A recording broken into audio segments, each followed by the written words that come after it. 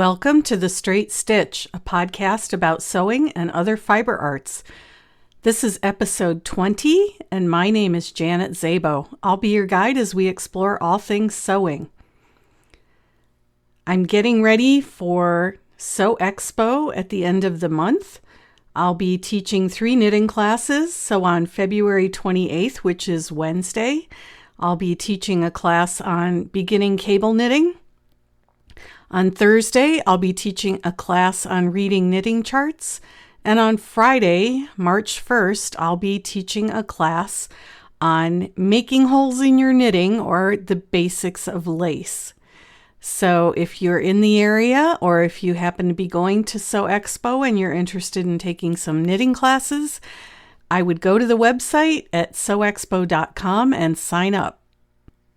Tomorrow, I'll be traveling down to Missoula, which is about 2 hours south of where I live, to teach a serger mastery class, a Bernina serger mastery class at A Clean Stitch. And I'm excited about that class because this will be the first class that I teach in their new classroom facility. On Wednesday, I'll be teaching the Harper cardigan at the Quilt store here in Kalispell. The Harper cardigan is by Sinclair Patterns. It's a free pattern download on their website, and it's one of my favorite cardigan patterns. I've made probably at least half a dozen of these, and it's quick to put together, and I really enjoy wearing it. Last week, I put together a toaster sweater by Sew House 7. I am not sponsored by any of these companies. I get no monetary compensation for mentioning them in the podcast. I just want to let you all know what some of my favorite patterns are in case you're looking for something. The toaster sweater is a raglan sweater with 2 neckline versions. I usually make the turtleneck version. I did lengthen mine by about 3 inches because it's intended to be cropped, but I'm taller than average and my torso is so long that cropped on me is too short. So it's still fairly cropped, but I did lengthen mine by about 3 inches. And I typically do that with almost every top I make. Because of all the classes that I'm teaching and the class prep that I'm doing, I probably won't be sewing much for the next week or two. We'll just have to see how things work out with the schedule. Next month, I'll be teaching the Natalie top by Jaylee Patterns and also the Laundry Day tee from Love Notions, which if you join their Facebook group, you can get that pattern as a free download. They have a code in their Facebook group, and the Laundry Day tee is another one of my favorite patterns. I've made quite a few of those. I'm still working on getting a baby quilt finished and also finishing the quilt for my sister. We're getting closer and closer to spring here in Montana, and even though technically we don't usually plant outside until Memorial Day weekend, I need to get plants started in our greenhouse, usually around the middle of March, because I need them not only for our own garden, but I'm also the chairman of our fundraising plant sale for a local community group. And we grow a lot of the inventory for the plant sale in my greenhouse. So I know that for some people, winter seems to be interminably long, but for me, it's almost not long enough. I'm going to have to start thinking about spring activities soon, and that usually means that my sewing time gets curtailed a bit. I don't have an interview for you today. Today you get to listen to me talk, and we're going to talk about quilt guilt. Obviously, I'm using the phrase quilt guilt because it rhymes, but this phenomenon, this emotion, this experience can be applied to lots and lots of different things, not just quilting. So you may want to think of it in terms of sewing guilt or any kind of crafting guilt. And why do we need to talk about it? I ran across an interesting article a couple of weeks ago. It's on the Susie Quilt's website, and I'll put a link to that in the show notes. The author of the article is Jenny Grover, and it's entitled 3 Steps to Let Go of Guilt About Quilting. So she talks about the guilt that might be associated with quilting, or indeed with doing anything that we find nourishing to ourselves, or something that provides us with a way to reduce stress, eliminate stress, or even just to something that allows us to express our creative urges. Guilt is an emotion that humans use to check in with themselves and to do some reflection on their behavior, their feelings. And like most emotions, guilt can be used in a healthy way to help to recenter us, bring us back in touch with our core values, or it can be used to beat ourselves up mentally. And that's what I want to talk about today. You might be able to tell that I'm feeling a bit hesitant about tackling this subject. I am sure that I'm going to anger some people. But as I said to my husband this morning when I was talking to him about recording this podcast episode, I said, if I do this correctly, I will make everybody angry, and then I will have succeeded. So I hope that you will receive this in the spirit in which it was intended. I am not preaching. I'm trying not to preach. I'm not prescribing a particular way of thinking or way of behaving. What I want to do with this episode is simply to unpack this idea of quilt guilt, look it over from every angle, reflect on my own feelings about it, and perhaps give you something to think about and reflect on in your own life. And of course, I welcome feedback. I welcome comments, emails, questions, but I hope that we can all be civil about this and respect each other's perspectives and respect each other's observations about this. So today you're going to get mine. I am of a generation of women who came of age in the 80s. I graduated from high school in 1984 and from college in 1988. And at that time, it seems, young women were being bombarded with lots of messages about what they should do with their lives. Certainly, those messages leaned more toward becoming career women. That was also the era of Helen Gurley Brown and Cosmopolitan magazine and the book Having It All. And we were told that, yes, absolutely, we could have it all. We could have a career, we could have a happy marriage, we could have a loving, beautiful family, we could have everything. And I'm not sure that it has worked out that way. I'm not sure that it has worked out precisely as well as it was sold to us.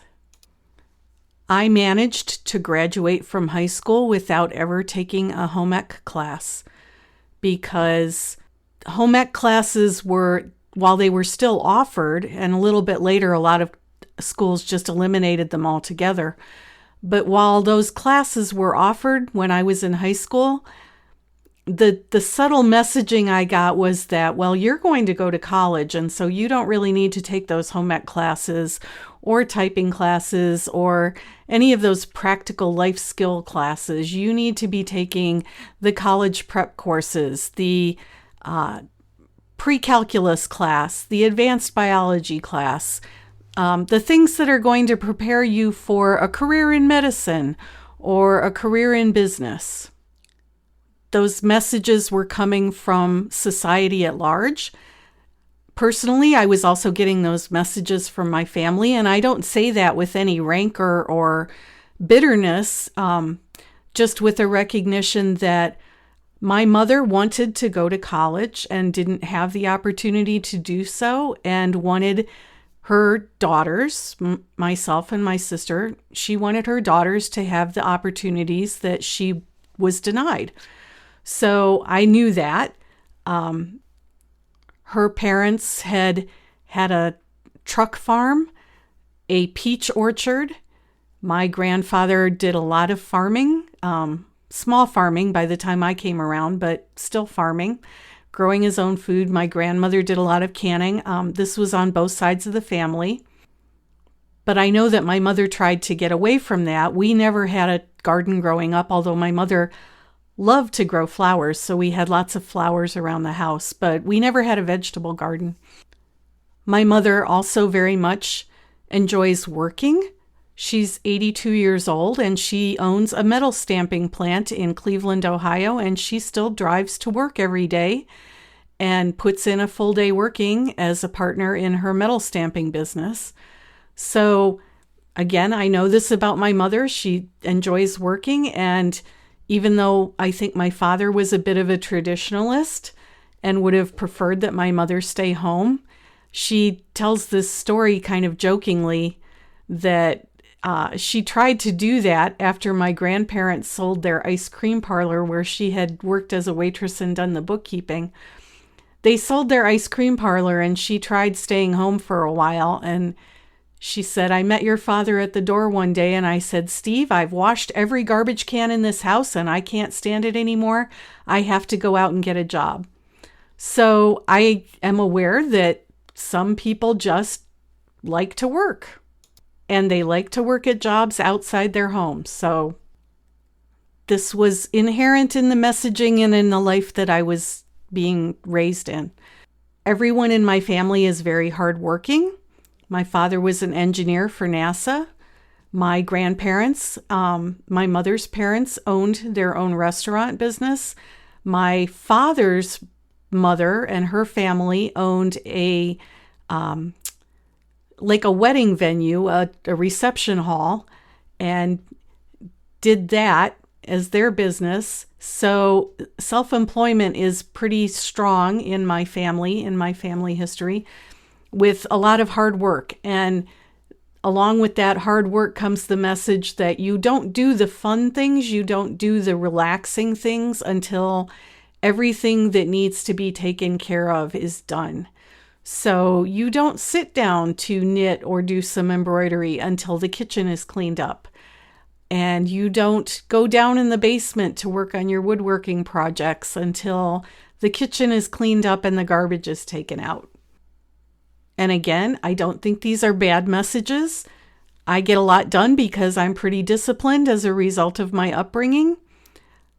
It's, in fact, a little bit difficult sometimes for me to relax, and we will talk about that in a few minutes. So, all that messaging that I received as a child and incorporated, even without thinking about it, some of this it becomes part of your psyche by osmosis. I got the message that you work hard and you do the things that need to be done before you do the fun things. I got the message that traditionally feminine occupations weren't maybe what I was supposed to be pursuing. I was supposed to be pursuing a career and becoming a career woman and having it all and being a traditional homemaker, a wife and a mother. Yeah, I could do that, but career was more important or should take precedence before anything else. So I graduated from high school. I went off to college. I majored in biology, minored in chemistry. I was on the pre-med track. By the time I was a senior, I had been accepted to medical school, and the same week that I got my medical school acceptance letter, I also got a letter from the National Science Foundation letting me know that I was the recipient of a National Science Foundation graduate fellowship, which would pay for graduate school for 3 years. And I had a decision to make. I gave up my spot in medical school and I applied rather hastily. This was April and we were graduating in May. And in April, I applied to and was accepted into a PhD program in microbiology at the Uniformed Services University of the Health Sciences in Bethesda, Maryland. And that is the medical school for the armed services, but they also have a graduate program for civilians, and that was the program that I enrolled in. I should note that at the same time, my then boyfriend, now husband, had just purchased a house in southern York County, Pennsylvania, which is about a 40-minute drive north of Baltimore. And he was working in Baltimore at a body shop as their parts manager. And every weekend I would leave Bethesda and drive up to Pennsylvania to spend the weekend with him. And on those weekends, because he had bought this little farmhouse that needed to be rehabbed, and it came with a root cellar and a garden, and it was in a rural area that was surrounded by sheep farms and antique stores, and it was just very charming. And I fell in love with it. I had been knitting for quite a number of years by then, and I thought, oh, look at all these sheep farms. I really need to learn how to spin. And I wanted to plant a garden. I wanted to put stuff into the root cellar. My mother-in-law taught me how to can. We started by making grape jelly and grape juice from the Concord grapes that grew on the property, and I found this all very enchanting. And it got harder and harder and harder for me to go back to graduate school for my classes. And I think the tipping point came the day that I was in the lab, and we had a lot of female researchers in our lab. We had a lot of female PhDs, and one of them in particular was having a bit of an emotional meltdown.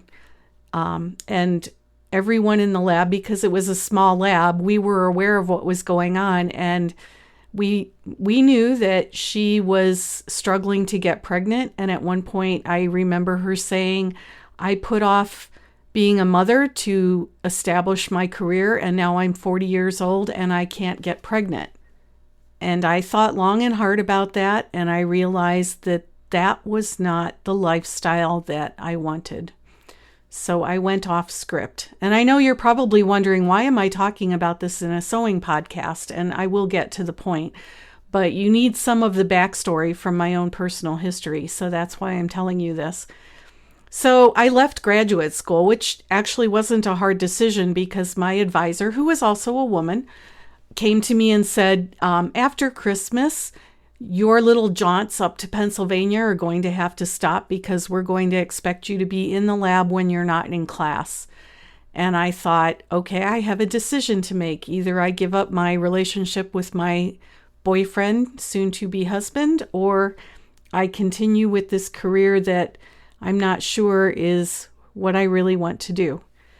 So I left graduate school and I gave back the graduate fellowship. And I moved in with my boyfriend. And that was not really a popular decision, but at the time, I felt that it was the right one for me, and I still feel like it was the right one for me. We're going to fast forward a couple of years. We got married, we had a daughter, and we moved to Montana. And when we moved to Montana, I went out looking for a job, and at that time, this would have been in September of 1993 that we moved here, there weren't a lot of jobs in Northwest Montana, and the ones that were available didn't pay very well. We lived quite a distance from town. Childcare was an issue. And after doing a little bit of job hunting, I discussed it with my husband, and he said, this is ridiculous. If you go to work, you're going to be working to pay the babysitter. So we decided that it would be the appropriate thing for me to stay home with our daughter. So not only have I given up a promising career, I've now become a traditional wife and mother. Was there some guilt associated with that? Of course there was. I had given up this promising career. I was not doing what my family had expected me to do. I was still hearing societal messages about traditional motherhood and how I really ought to be out tending to my career. And it was my husband, as a matter of fact, who probably unknowingly to him, he didn't realize he was doing this, but provided me with a way to make this all okay in my head, because he said to me at one point, "You're always knitting. Maybe you could find a way to make money from your knitting." And if you ask him, he's probably a little bit sorry that he said that. I don't do things halfway, so sure, I'll figure out a way to make money from my knitting. So in 1996, I wrote a book. I self-published it. In 1997, my younger daughter was born, and when she was a year old, I left her with my husband.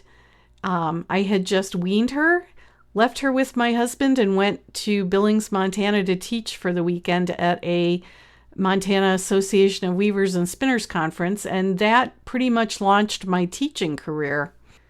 But because I could call myself a professional and because I was making money, that kept the guilt at bay about what I was doing. I was no longer in my head just a knitter. I was a professional knitting designer. I was a professional knitting teacher.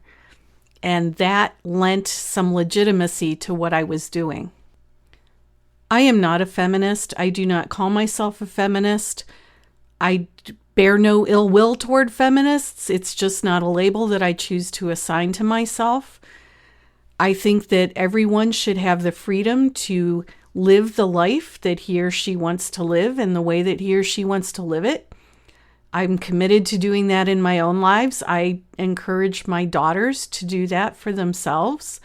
I don't think that anyone should be telling you how you should live or what you should be doing. My husband and I have a relationship that breaks down pretty strongly on gender lines. He does all of the heavy lifting and I do all of the cooking and cleaning, and that works for us. We like it that way. If you have a different system that works for you, then by all means, I hope that you will continue to nurture that and tend to it lovingly and create the life that you want to live. And as my older daughter's band director used to say, you don't make your candle glow any brighter by blowing out someone else's. So I think it's important not to denigrate people who have made other choices. And truly, if you feel no guilt about any of this at all, then God bless you, and I might come to you for some advice because you're in a place that I'd like to get to. So all of that is to say that I knew that I wanted to be at home raising my kids.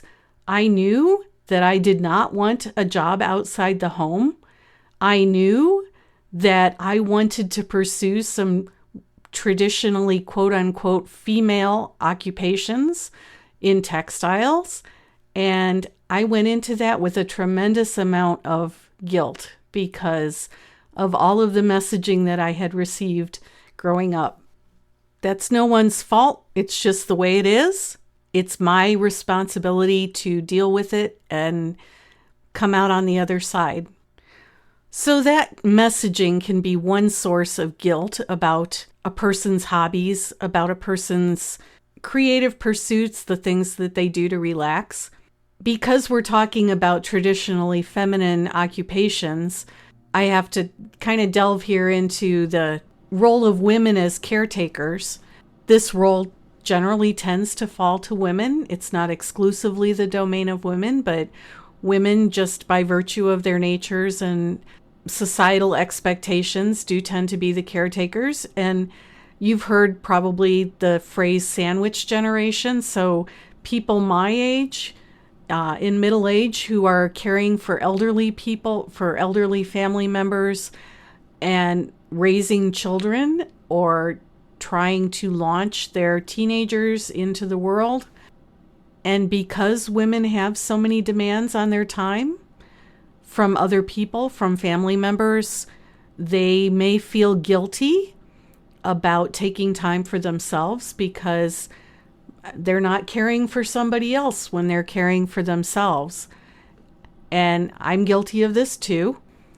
Although I think mine comes from a slightly different place, I have a lot of skills. And when people ask me, can you do this? Can you do this? Can you do this? I say, yes, I can. Yes, I can play the piano at church. Yes, I can lay out your organization's newsletter. Yes, I can do this for you. Yes, I can do that for you. And it took me a long time to learn that I needed to say no to some of those requests and prioritize the things that I wanted to do over them. But women can also just exhaust themselves caring for other people in a myriad of ways. My husband, who works constantly, and I've said this before, he works, and people say, what does he do for fun? And I say he works. And what do they say, what does he do to relax? And I say he works. Well, what does he do to really relax? And I say, well, he sits in his recliner and he watches other people work on YouTube. But he is very good about saying, I'm done. It's time for me to relax.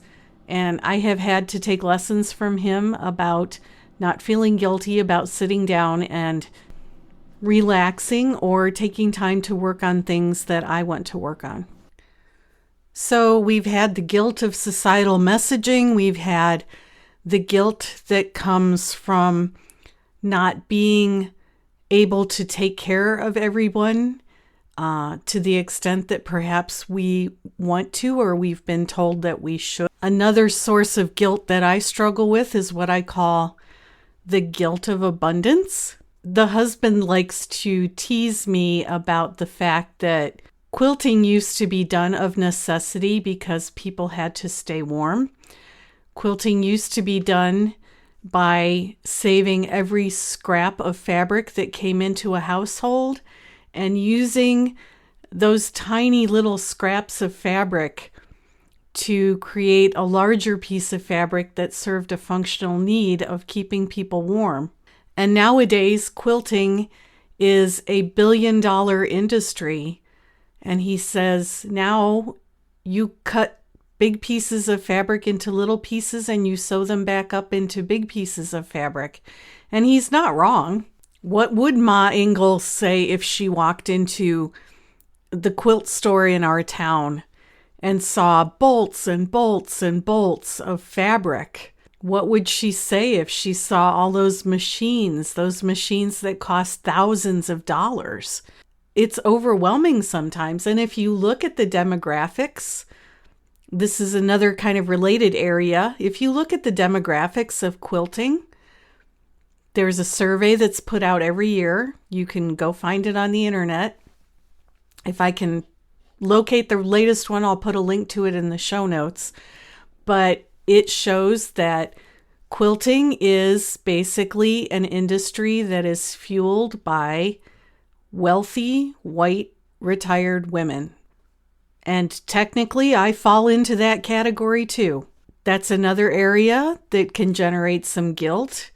Why do we not have more designers who are people of color? Why do we not have more opportunities for minority groups to become involved in these kinds of activities? The demographics of the quilting industry are just, they're pretty stark. Go and look at the statistics. Let's say you don't make quilts, but maybe you make your own garments. And perhaps you started doing that to get away from fast fashion, which is a great goal, but it's easy to substitute fast sewing for fast fashion. I've done it. I tell myself that in some ways I'm getting to the end of that because the reason I was doing it was because my closet needed an entire makeover. After years of not being able to find ready-to-wear that fit me, I finally was able to create the clothing that I wanted to wear. And so I have done a lot of garment sewing and I have bought a lot of garment fabric. And I try as much as I can to shop in my stash before I go shopping on the Walmart remnant rack or before I order some fabric from Minerva, which is clear on the other side of the planet. But we are just surrounded by so much abundance in everything. My husband does remind me that I'm not just being selfish with my sewing. I do a lot of sewing for other organizations. This past weekend, I taught 2 sewing classes at our community center, and we did charge a fee for those sewing classes, but I donated my time as the teacher. And so all of the proceeds from those sewing classes went directly to our community organization. I have made quilts to donate to Mennonite Central Committee to sell at their relief sales. We are having a comforter tying party at our church at the end of February to make 6 comforters that will be given to MCC.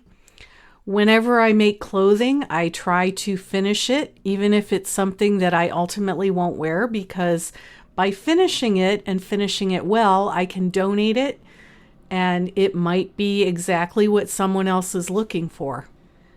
By now, you're probably thinking that Janet could benefit from a good therapist. I think I'm fine. I'm unpacking and examining all of this, but that doesn't mean that I find it to be crippling in my daily life. Just that these are things that I think about and other people probably think about, and I think it's good to talk about them. So, how do you get past quilt guilt? The societal messages, I think, are a big hurdle. I know that people will try to explain away the wage gap by saying, well, men tend to go into higher paying professions than women do, and that's why they make more money. But no one ever seems to take that next logical step and ask, why are the professions that men traditionally go into higher paying professions than those that women go into? If it were equitably distributed, you would expect that about half of the professions that women go into would be high-paying professions, and half of the professions that men go into would be high-paying professions, and there would be more of an equal distribution, but that isn't the case. So my husband, who pours concrete foundations for custom homes, makes far more money than a kindergarten teacher in our local school district. But if you were to put my husband in a classroom with 18 5-year-olds, he would be adrift. So why shouldn't a kindergarten teacher make as much money as my husband?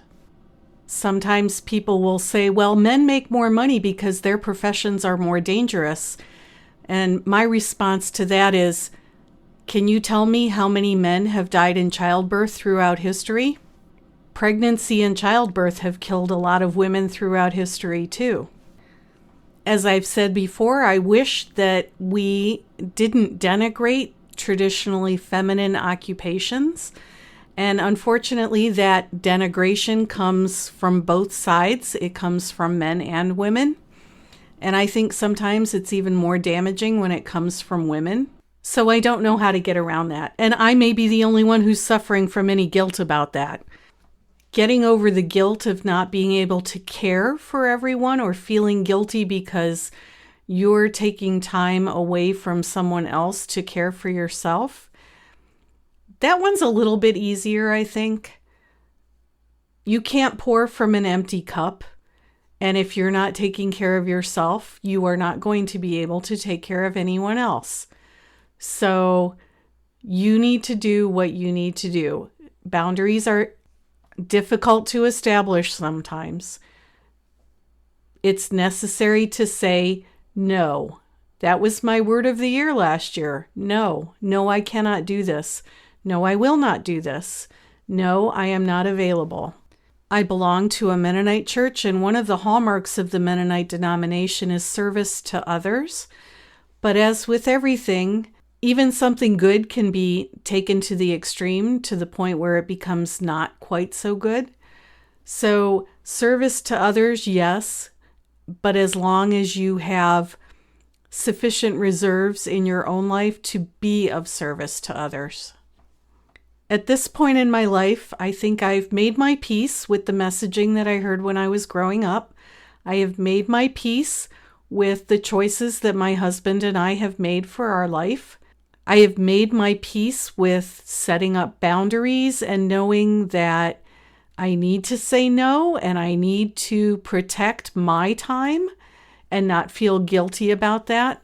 The one that I think I'm struggling the most with right now is guilt of abundance. I have a lot of fabric. I have a large fabric stash. Part of that is driven by the fact that I live a good half an hour's drive from town, and that's on a good day. And I just can't justify running in to get some buttons for a project that I need, or a zipper, or anything like that.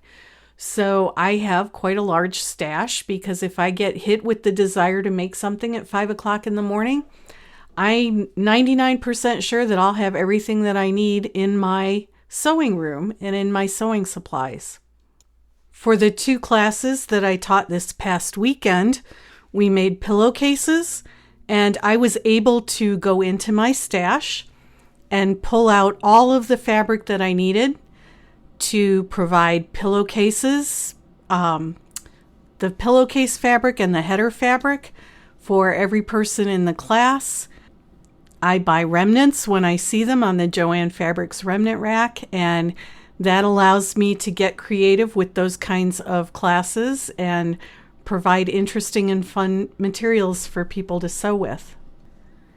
My closet has been made over into a coherent wardrobe of items that go together that I like to wear because I feel good and confident in them. So I'm feeling less and less inclined to make clothing because I don't need as much. At this point, if I'm going to try out a new pattern, it's probably because I'm either going to teach it or I'm going to teach a fitting class where that information would be helpful. But I don't need to continue to make clothing just for the sake of making clothing. So what do you think? Does any of this resonate with you? Or do you happily go into your sewing room and create with no guilt at all? If that's you, I think that's fabulous. If you're struggling with a few things like I do, then just know that you're not alone, and maybe try some techniques for getting over that guilt. One of the YouTube sewists that I follow has what she calls a buying month. So she designates 1 month every 2 or 3 months where she allows herself to purchase fabric or patterns. And during the non-buying months, she doesn't allow herself to do that. And I found that that's helpful because it really cuts down on the impulse buying. If you think about a purchase, my husband likes to tease me because I hate to buy cars. And I will agonize for months and months and months over a new car purchase to the point where he says to me, Janet, the new model year will be out by the time you make a decision. So if you struggle with impulse buying and buying too much and having the guilt of abundance, then perhaps setting aside those times of the year when you can freely spend money or freely purchase fabric and patterns, maybe that would be a good solution for you. If you struggle with the guilt of caretaking for other people and the guilt of feeling guilty when you take time for yourself, just remember you cannot pour from an empty cup. And it is important for you to have the time you need to nourish your soul in the ways that are most productive for you so that you can show up for other people. If you're feeling guilty about not, quote unquote, living up to your potential by doing something that society frowns upon, don't internalize that message. Trust your gut. Create the life that you want to live because nobody else is living it for you. What matters is what you want. If you're married or you have a partner, it's what you and your partner want. It is what is best for you and your family, and everyone else can go take a hike. Okay, that's probably enough soul searching for today's episode. Just as a reminder, you can go to the podcast website at thestraightstitchpodcast.com. For show notes for this episode, I will put links to all of the relevant patterns and articles that I've discussed. You can also go to my website at janetzabo.com. That's JANETSZABO.com. My blog is there, as well as links to the Big Sky Knitting Designs website where I sell my knitting books and patterns. I will be teaching at Sew Expo at the end of February and beginning of March, and I hope to see some of you there. Find me, I'll have a name tag on, look for my knitting classes, stop in, say hi. Maybe we can get a cup of coffee or a bite to eat together. I have more interviews with fascinating people coming up in the next couple of weeks. And if there's anything that you want me to cover, any topics, feedback, anything like that, you can use the contact form on the website. You can also email me at janet@janetzabo.com. And I do try to respond to every email, so I appreciate it if you get in touch with me. I'd also appreciate it if you would go to Apple Podcasts and leave a review, because that's how other people find the podcast. So until next time, I hope that you get to go sew something and do it without guilt.